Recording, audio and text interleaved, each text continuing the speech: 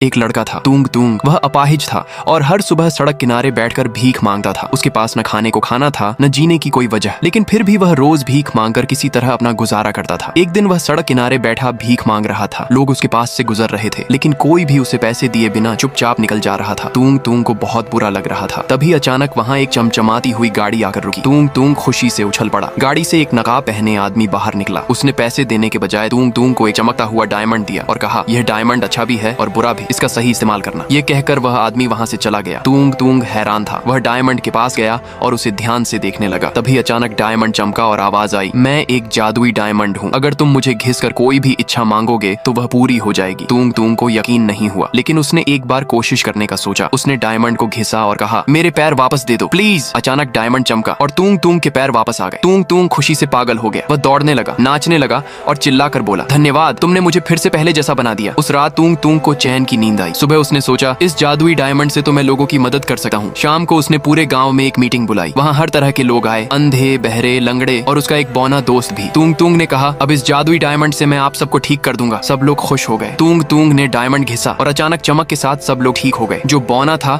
वह लंबा हो गया, जो अंधा था वह देखने लगा। सब खुशी से झूम उठे। तूंग तूंग भी खुश था। फिर उसने सबकी इच्छाएं पूरी करनी शुरू कर दी। किसी को पैसे मिले, किसी को सुंदर पत्नी मिली और किसी को महंगी गाड़ियां। सब लोग खुश थे, लेकिन डायमंड अजीब तरह से चमक रहा था। पास खड़ा वही नकाब वाला आदमी घबराया हुआ था। उस रात जब तूंग तूंग सो रहा था, डायमंड अचानक चमकने लगा और धीरे धीरे वह एक भयानक राक्षस में बदल गया। वह गांव के बीच पहुंचा और बोला, मेरे भाइयों, अपना बदला लो। अचानक मौसम बदल गया। आसमान का रंग काला हो गया। गांव में अफरा तफरी मच गई। जो गाड़ियां मांगी थी वे जिंदा हो गईं। जिन्होंने पैसे मांगे थे वे उन्हीं पैसों में दबकर मर गए और जिन लोगों ने पत्नियां मांगी थी वे उन्हीं के हाथों मारे गए। पूरा गांव तबाह हो गया। वह पागल डायमंड लोगों को खा रहा था। उधर तूंग तूंग अभी भी सो रहा था। तभी वही नकाब वाला आदमी आया और उसे झकझोर कर जगाया। वह गुस्से में बोला, तूने मेरा डायमंड क्यों चुरा लिया? तूंग तूंग बोला, क्या आपने ही तो मुझे दिया था? आदमी बोला, हाँ, लेकिन मैंने कहा था इसका सही इस्तेमाल करना। अब देख, तेरी वजह से वह सबको मार रहा है। तूंग तूंग डर गया। उसने पूछा, अब इसे कैसे रोका जाए? आदमी बोला, बस एक तरीका है, जो भी चीज इस डायमंड ने दी है सब वापस करनी होगी। तूंग तूंग चौंक गया, मतलब उसे अपने पैर भी वापस करने होंगे। वह तैयार नहीं था, लेकिन जब उसने गांव की हालत देखी तो वह डायमंड के पास गया और बोला, हे डायमंड, तूने जो भी दिया है सब वापस ले ले। अचानक डायमंड जोर से चमका। धीरे धीरे सब कुछ गायब होने लगा। पैसे, गाड़ियां, पत्नियां और आखिर में तूंग तूंग के पैर भी गायब हो गए। वह फिर से अपाहिज हो गया। उसकी आंखों में आंसू थे, लेकिन दिल में सुकून था। धीरे धीरे उसकी आंखों के सामने अंधेरा छा गया और वह बेहोश हो गया। जब उसकी आंख खुली, वह फिर उसी सड़क पर था। उसके सामने वही नकाब वाला आदमी खड़ा था और उसके हाथ में वही डायमंड था। तूंग तूंग ने धीरे से कहा, यह डायमंड मुझे नहीं चाहिए, आप इसे ले जाइए। नकाब वाला आदमी मुस्कुराया और वहाँ से चला गया। अब तूंग तूंग गरीब था, लेकिन गुनहगार नहीं। एक लड़का था तूंग तूंग। वह अपाहिज था